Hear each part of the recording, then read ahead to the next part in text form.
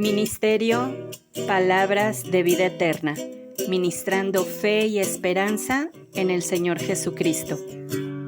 Comentarios, reflexiones y exhortaciones referentes al libro de Esdras, por Oswaldo Huerta, de la Iglesia del Jardín Guerrero, en Querétaro.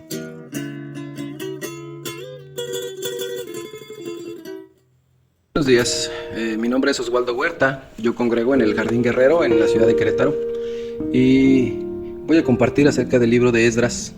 Este es un libro pues bastante interesante. Después de haber leído lo que ocurrió en Primera, Segunda de Reyes, Primera y Segunda de Crónicas y ver todas las historias de estos reyes que fueron destruyendo lo que Dios había construido para ellos, después de ver la decadencia que comenzó después de que terminó el reinado y aún antes de que terminara el reinado de Salomón, llegamos a ese punto crucial donde Dios pues ya no permitió que continuara esto, donde Dios, como mandó decir por el profeta Jeremías, que este pueblo sería llevado a otro lugar, pues ocurrió en el tiempo de Nabucodonosor. Él hizo la transmigración, él tomó a los hombres que había ahí en este pueblo para llevarlos, para sacarlos a Babilonia, y ahí es pues donde comienza todo lo que viene a pasar en este libro de Esdras. El templo ha sido destruido, ha sido quemado, ha sido destruida la ciudad y los hombres pues ya han sido alejados de ese lugar.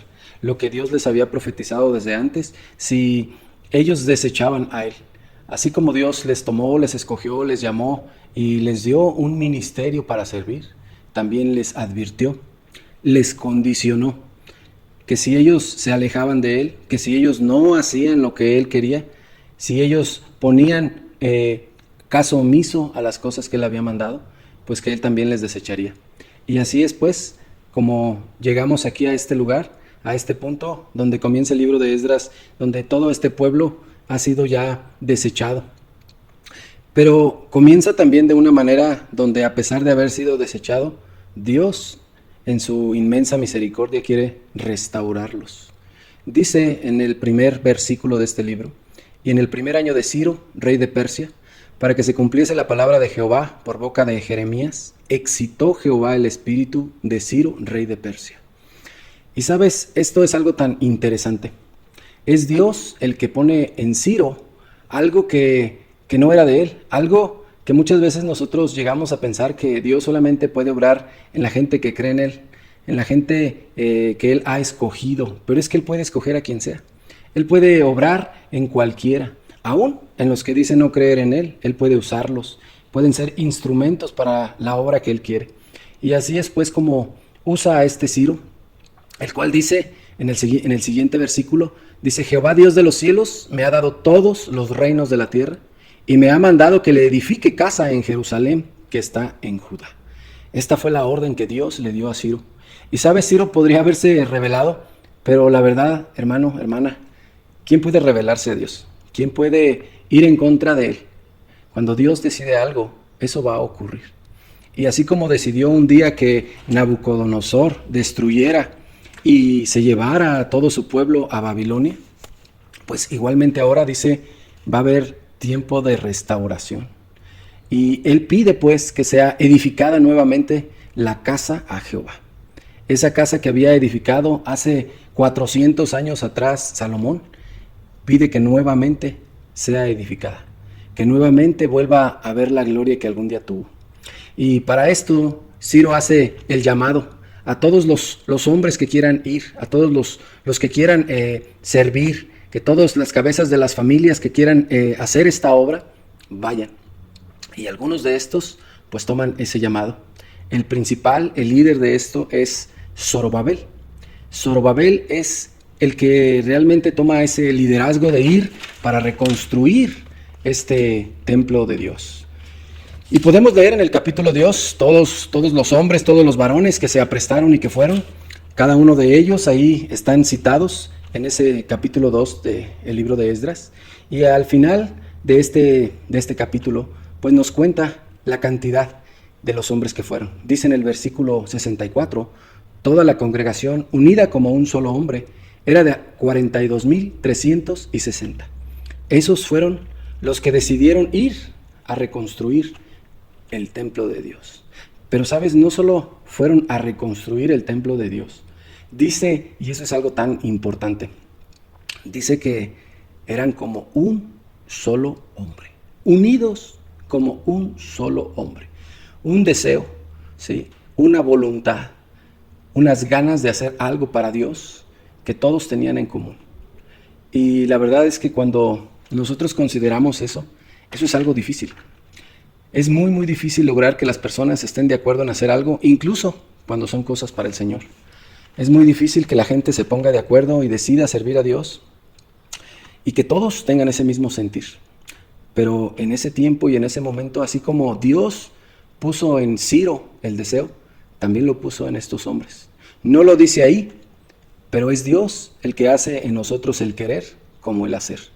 Así que Él puso ese deseo, Él puso ese ánimo, Él ayudó a esa obra para que pudiera ocurrir como fue que pasó.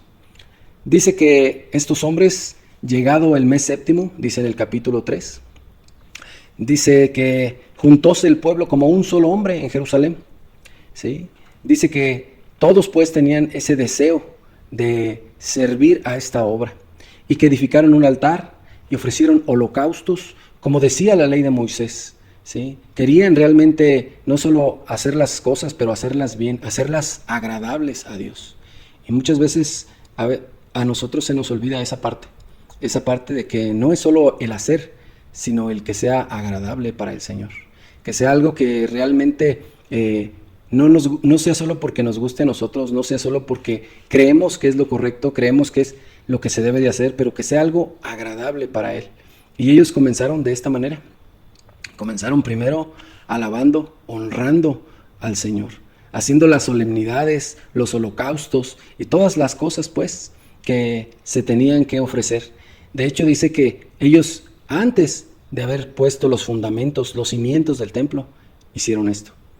Ahora, dice también que en el segundo año, en el capítulo 3, en el versículo 8, dice que en el segundo año de su venida a la casa de Dios, en el mes segundo, comenzaron realmente la obra. O sea, no llegaron y empezaron a trabajar inmediatamente. Tuvieron que hacer algunas cosas primero antes de poder empezar.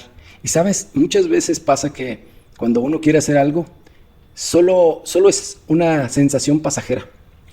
Queremos servir a Dios, queremos hacer algo para Dios, pero si no se hace en ese momento, si no hay la oportunidad, si no hay el tiempo, nos desanimamos y pensamos, bueno, tal vez Dios no quiere esto, tal vez no es el momento, lo dejo para después.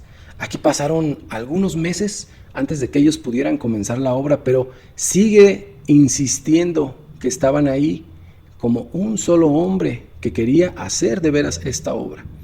Dice en el versículo 9, vuelve a repetir ahí, dice que Jesúa, sus hijos, sus hermanos, Cadmiel, sus hijos de Judá, como un solo hombre asistían para dar priesa a los que hacían la obra en la casa de Dios. Estaban ahí, todos querían pues lo mismo, estaban buscando lo mismo. Dice que cuando los albañiles del templo echaban los cimientos, los sacerdotes vestidos con sus ropas, con trompetas, y los levitas con címbalos, alababan a Jehová, porque era lo que había ordenado David.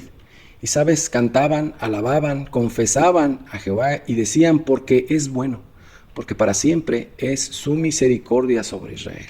Y muchos de los que estaban ahí presentes, viendo nuevamente comenzar esa gran obra, viendo otra vez fundar esta casa y que habían visto la gloria de la primera, dice que estaban llorando en alta voz.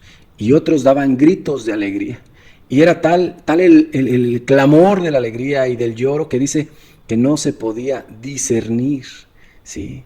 El pueblo estaba alegre por lo que estaban haciendo, por esta nueva obra que estaban comenzando, porque Dios les había permitido nuevamente regresar. Y sabes, muchas veces en nuestra vida personal llegamos a ese punto de estar en ruinas, de habernos alejado de Dios, de ver nuestra vida, nuestra familia, nuestras cosas destruidas, así como estaba ese templo. Y se nos olvida que Dios es un Dios que es bueno, que para siempre es su misericordia, que es un Dios de restauración, que es un Dios que permite que vuelva uno nuevamente a Él, que está esperándonos porque nos ama. Muchas veces se nos olvida cuando estamos en situaciones así, que podemos nuevamente clamar a Él, y volver a Él como el hijo pródigo, que dice que cuando Él volvió en sí y se dio cuenta de dónde estaba, regresó a su padre y su padre, viéndole de lejos, corrió a abrazarle. Así es Dios con nosotros, que a pesar de que lo merecemos, porque este pueblo lo merecía, todo eso que ocurrió, Él merecía esas cosas, aún así el Señor está ahí esperando. El Señor está ahí deseando pues que nosotros volvamos a Él, como el Padre amoroso que Él es. Este es el principal, creo yo, pensamiento de este libro, la restauración. Después de que ha sido destruido, después de que ha sido de alguna manera abandonado, terminado toda esta obra de destrucción, Dios podría haberlo dejado ahí y decir, se lo merecían. Y muchas veces igual en nuestra vida puede pasar y pensar, pues no lo merecemos. Pero Dios tiene unos mejores planes que eso. Dios tiene una buena voluntad para con nosotros. Y Él quiere que la sepamos, que la conozcamos, que entendamos que Él siempre, sin importar cuál es la situación, Él quiere restaurar.